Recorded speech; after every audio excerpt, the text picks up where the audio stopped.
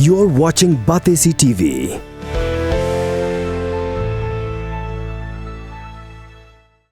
After the release of the secondary school leaving certificate or matriculation results, there have been a lot of criticism directed at the government because the pass percentage of students was as high as 87.10%. Many have also criticized the CM Impact Guidebook, alleging that the government wanted to artificially ensure that students pass.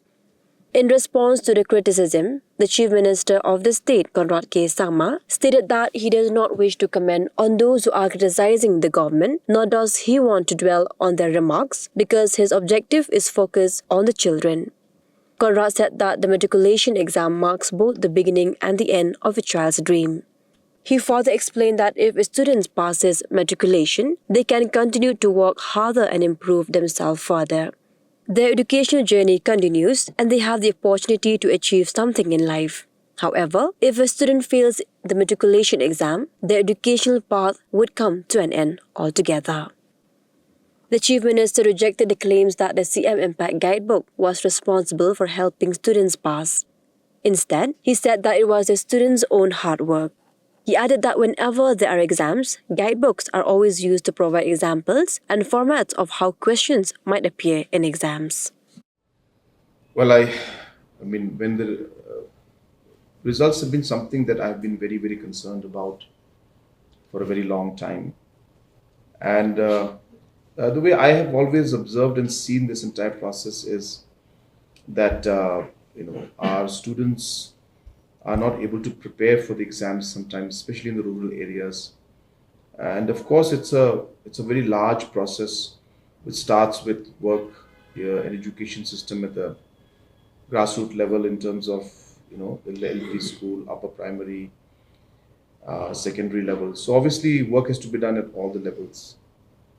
But we have desired to see that the results would improve, and many people in society have wanted it. And parents have been also very concerned. And so multiple interventions were done by us, including aspects of training of teachers, students, training in some specific districts which were not doing so well in the past. And of course, the introduction of the CM Impact books. If you remember, when I launched these CM Impact books, I had very clearly mentioned in my remarks that all exams that are there, whether it's premier exams like the civil service exams, IITs, entrance exams, IM entrance exams, or even GMAT exams, there is a process in which every exam is cracked, and students study for it. So therefore, and question papers are something that are given in all exams. If you see in all formats, whether IIT entrance exam, as I said, IIM, NEET exams, in all of them there are question formats. And therefore, we took a page from there and we decided that we should give a question format to the students so that it allows them to structure the actual question and be able to figure out the answers and be able to really relate to the question. So that is really what the purpose of this was. And we're very happy. I'll tell you, I'm one of the happiest persons, when this happened. I was telling some of my friends, I was telling my wife that among all the results in terms of the overall response and the outcomes that I have seen in the last 7 to 8 years, this may be one of the most satisfying and happy moments for me in terms of seeing the kind of results that have come. And the reason I say this is because you have to imagine that a child in class 10 who's just starting his or her life has to fail an exam in class 10, and that could be maybe the beginning of the end of the dreams that he or she may have had. And it really used to bother me to see that our children are not able to clear the metric exam and we were not able to help them. So to answer your question, yes, people will say things. I have no comments on what people want to say negatively. But I look at it from that child's perspective. And I'm happy to see that we've been able to make a difference in those child's life, in their future, where they'll be at least able to follow their dreams. Things will always be tough. Things will always be competitive. This booklet is not going to make them the IAS officers immediately as they wanted to be. They have to work hard for it. But at least they'll be able to move forward at a certain level and have the necessary qualifications. Coming to the aspect of issues of understanding the subject, understanding the content versus answering the questions, these aspects will always be there. At the end of the day, we have to realize that no matter what booklets we provide, no matter what questions we give, it is ultimately the students who have to work hard. So I don't in any way give or take any credit. And that's the reason why, if you've noticed, I have not made any statements when it came to this. Because at the end, I believe that it is the hard work of the students. I give credit to the students. They have worked hard. They have spent time. Even if the booklets are there, it does not mean you'll automatically learn everything just by seeing the book. You have to study. We only allowed the system to be structured in a manner that would make it easier for them to study. And there's nothing wrong in that. Because at the end of the day, the student will have to study those questions. They will have to work hard. But as I said, we structured it better for them. They worked hard. They studied hard. I must congratulate all the students who have passed. And I encourage those also who didn't make it, that this is not the end. You continue to work hard. You will be successful in the exams. And I wish all the students the very best. Having said that, we have challenges, because now that the numbers have gone up, we need more higher secondary schools, and courses have to be given. We have already started discussions in that aspect also. And, we are talking to many of the secondary schools who have the desire to open up higher secondary, whether it's government or private or government aided schools. And in all of them, we are working and discussing with them to have more courses for the high secondary admissions. And I want to tell the students that yes, we may all want to be in the premier institutes, but then there will not be space for everybody in the top institutes. So we'll have to be flexible. There will be room for everyone, but there will not be room for everyone in only those institutes which they want to go to. So obviously, there's going to be different options that are there. And hence, I urge the students, like we all do for college admissions in our time also, that you should have option A, option B, and option C. Apply in all.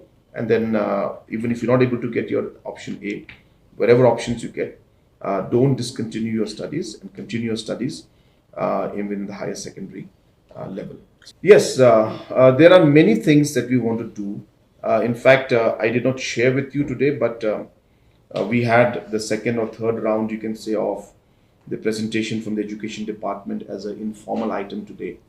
And more details have been shared with the Cabinet and with us regarding the complications that the Education Department faces. So education is a very, very complicated subject, not in terms of only the education in terms of the different educational aspects, but the different categorizations and the numbers that we have. So it's a very complicated situation, and hence we need to untangle, as I said, the knots, but we to do it in a manner that it doesn't disrupt the system too much also. So it's very complicated, but we are moving on it. Like, I'll just give you a small example. You see, we have a lot of challenges in terms of the PGI, the index, performance grade index. And, one of the reasons why we're not able to move very positively in that direction is that in the same campus, in the same building, we have 4 schools. So what happens is that, so you have the SSA LP school, then you have the XYZ SSA school, then you have the XYZ ad hoc school, ad hoc upper primary, then you have the government LP school XYZ. So you have 4 schools. They're all the 4 different categories, but they're the same school, technically speaking. But just because we have an SSA category, we have a government LP school category, we have a thing. So for LP, they are SSA. For upper primary, they become ad hoc. Then for secondary, they become deficit. Then for higher secondary, high secondary they become government.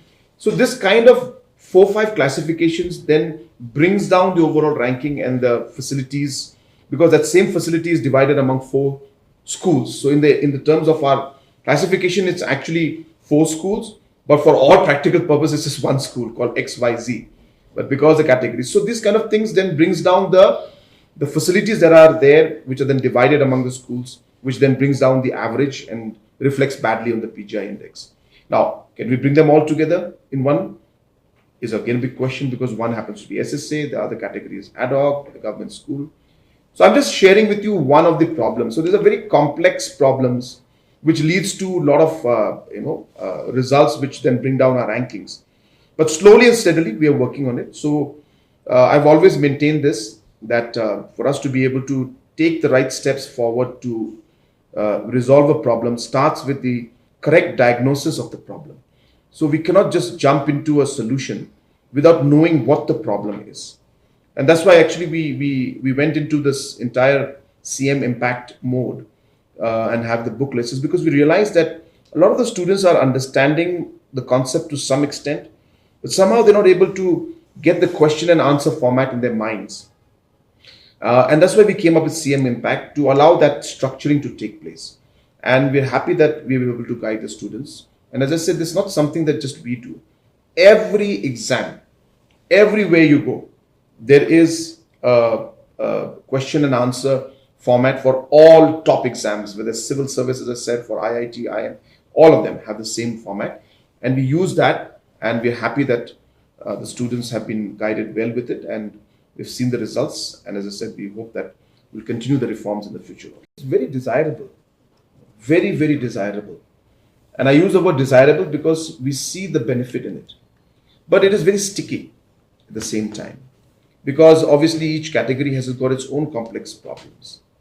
Now, bringing them all under the same board or same categorization will need us to consult deeply with the teachers, the managing committees, with the stakeholders. And therefore, yes, we have a plan. I don't want to share too much of it right now.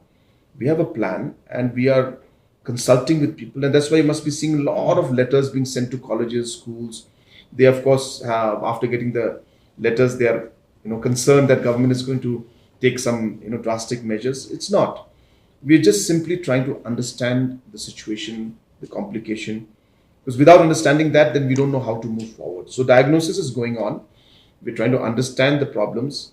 And yes, it is desirable that we should have lesser categories, because it's easier to then structure the system, easier to manage the system, and it gives a much more uniform approach to everything. But as I said, it's not that simple. It needs to be deeply consulted, and stakeholders have to be brought on board. And it may take time, but we will start the consultations and figure out how we move forward. And it was in fact in those lines that we had the presentation today also.